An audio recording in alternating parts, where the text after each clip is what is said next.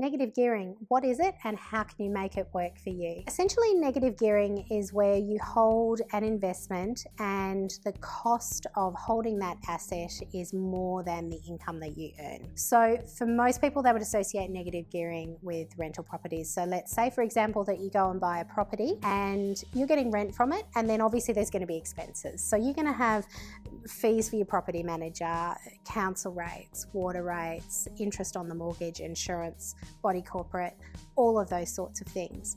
Where the cost of paying all of those expenses is more than the rent that you're receiving, this is it, you put the property in a loss position. So that's what negative gearing is. The cost each year of you holding that rental property and paying the expenses to maintain it are more than the rent that you are receiving from that property. It's not just property that this applies to. You can also have other types of investments that are negatively geared. So you may have taken out a loan to invest in shares, and the interest that's payable on that loan might be less than the dividends that you're receiving. So in that situation, again, it'd be negatively geared. Now, I guess the next question from there is, why would you do this if it is costing you more money to hold the asset than what you're making from it? The big answer is capital growth. So you buy an investment property and you're going to have to put your hand in your pocket every month to top up the expenses for that property, but in the long run the property is going to grow in value, and that capital growth is where your long-term investment comes into play.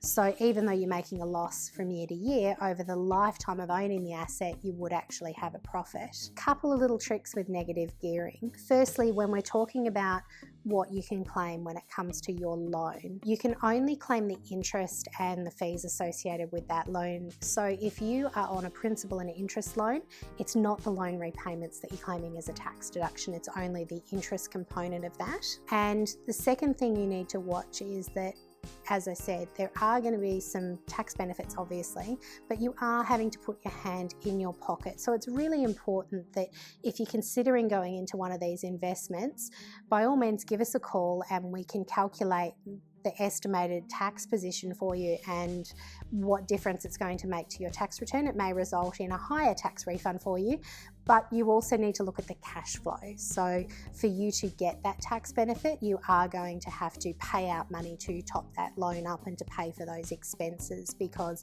the money that's coming in for the asset that you own isn't enough to cover the costs of running it. So that's negative gearing in a nutshell. Another contributing factor for negative gearing for a lot of people is depreciation. Now, when you buy a house as a good example, so you buy an investment property, there are a lot of things within that investment property that have value. Carpets, curtains, the stove, those sorts of things. The building itself can also deteriorate in value. So the tax office says that there is a useful life for items, and the tax law allows you to claim a deduction for that as depreciation or as capital works.